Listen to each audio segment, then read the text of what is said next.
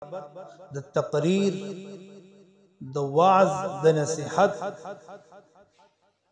انداز، اسلوب او طرزونو باندې خبره کو چې نن سبا حکم کوم طرز باندې، کوم انداز سره، کوم اسلوب لب لهجه کی بیان، وعظ و نصیحت او خطابت کی. کومګه موجوده دور کې په خطابت او د خطبای کرامو زندگی باندې نظر واچو، نو دا خبره مخکې راځي چې او په خشان دا خبر واضح کیږي چې موجوده وخت کې او موجوده عصر کې، موجوده زمانه کې د خطابت درې طرزونه ډېر زیات معروف او مقبول او مشهور دي. اول طرز تا یا انداز خطابت تا شعله مقالی ورته وي.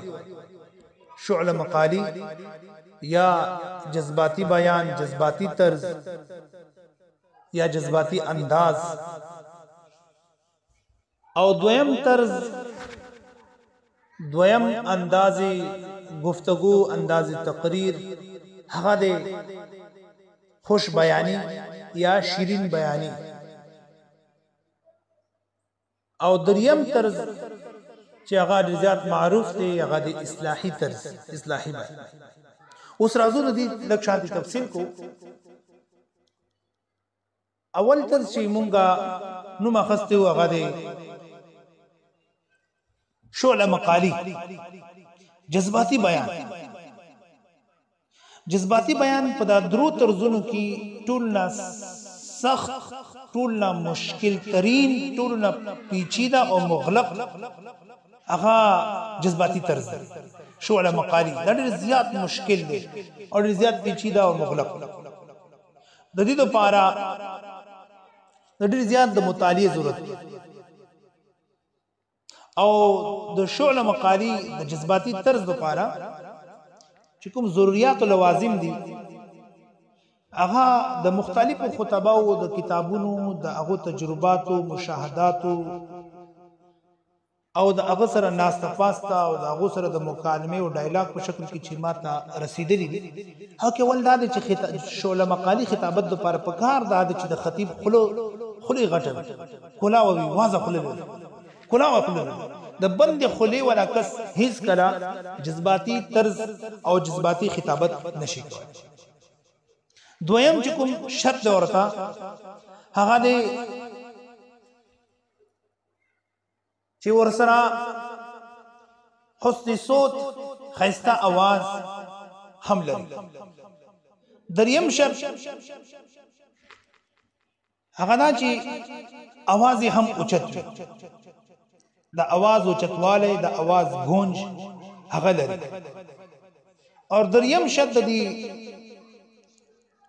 شعله مقالی جذباتی طرز لپاره هغه دا دی چې ګڼ شی وکیبلری ورسره، د ورډز وکیبلری، الفاظ او خزانه او ذخیره ورسره، مطالعه وسیع وي، ژور مطالعه لري. ځکه چې دغه الفاظ او وکیبلری، ورډز وکیبلری، د الفاظ او خزانه، د مختلف مترادفات او متضادات او متقابل الفاظ چې کوم خزانه دی، ذخیره دی، دا د انسان په ذهن کې ال سٹور کیږي چې کله هغه مطالعه کوي. کثرت مطالعه، وسعت مطالعه، سرعت مطالعه، دغه درې صفاتونه پکې موجود دي. د خطابت او جذباتی خطابت لپاره بیا دغه شرایط، یو کس چې هغه هیڅ مطالعه نه لري، یو کس چې هغه د خطابت میدان ته نوې راغلی، نو هغه ته هیڅ کله دا مشوره نشي ورکوي چې هغه د ډایرکټ جذباتی طرز کې بیان شي. ولې چې دا ډېر زیات مشکل، دا ډېر زیات مهنت غواړي، دا ډېر زیات مشقت غواړي، دا ډېر زیات کوم دی مشق غواړي، او دا ډېر زیات وخت هم غواړي. ولې چې کوي نوې کس تقریر شروع کو جذباتی انداز سره، نو کوي لفظ ور سره اخوا دغه شو، نو د دې ټول تقریر تس نس شلو، ټول تقریر نست نابود شلو، او د دې شخصیت مجروح شو. دا کس بیا منبر محراب ته د خطلو غلطي هم نه کوي، دومره احساسي کمتري کې مبتلا شي. نو زما خپل شاګردانو ته دغه مشورې چې تاسو فني خطابت ته چې راځي او د میدان خطابت شاهسوار ګرځیدل غواړي نو اول آغاز دی هیڅ کله د جذباتي تقریر نه مکوئ. او بیا دا سوال اکثر بشتر کیږي چې مفتی صاحب د جذباتي طرز د کوم خلک ډیر زیات خوښوي. جذباتي طرز د عمر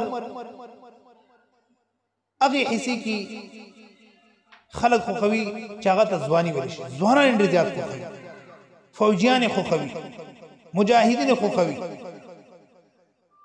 جذباتي او د جذبات نه ډک بیان شعله مقالي. او دویم طرز د خطابت چې هغه نن سبا ډیر زیات مشهور او معروف دی، هغه د خوش بیانی، شیرین بیانی چې لذیذ البیان ورته ویل شي، خوندور انداز سره بیان کول. او دغه بیان، دغه طرز، دغه اسلوب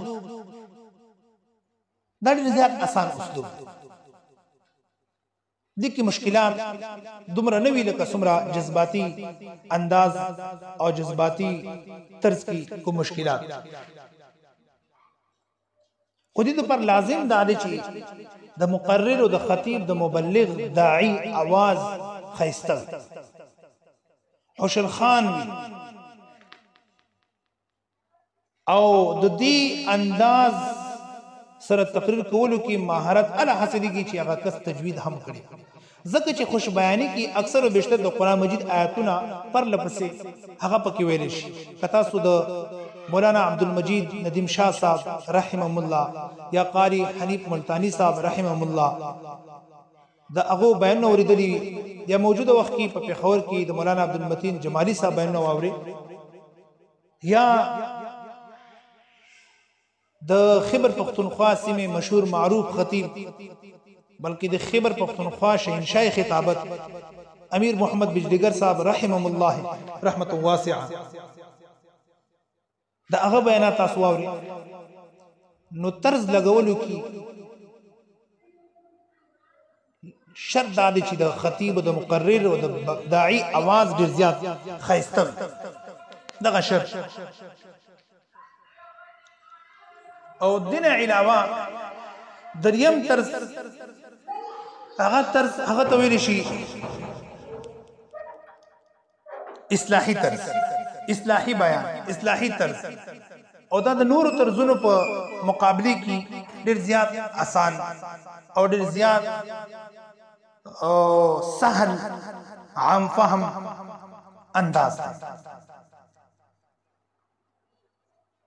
څنګه چې ما خبرو وکړه چې جذباتي طرز هغه د ځوانان، مجاهدین، فوجیان ډیر زیات خوښوي، نو خوش بیانی، خوش بیان، خوشل خان او شیرین بیان کوم طرز دی دا اکثر و بیشتر بډاګان زیات خوښوي یا هغه کسان چې د عمر په یوې حصے کې هغه ناکام عاشقان تیر شي.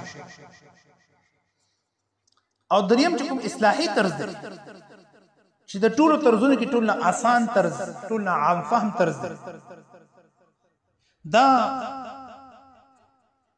ټول نه آسان طرز په دې بنیاد باندې دی چې د خطیبان متاثر دي کله چې خپل هغه مدعا نه خطا شي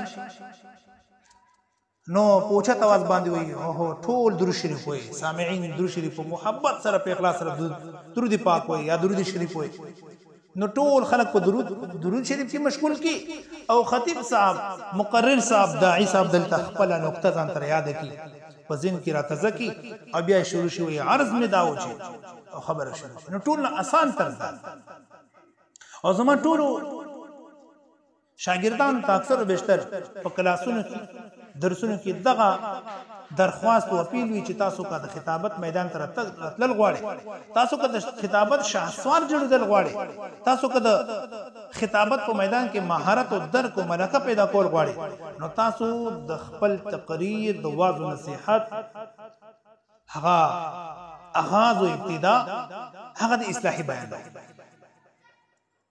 او اصلاحي بیان، اصلاحي طرز، اصلاحي د اصلاح نه ډک نرمو نازک اندازې بیان دا تبلیغیان هم خوښوي.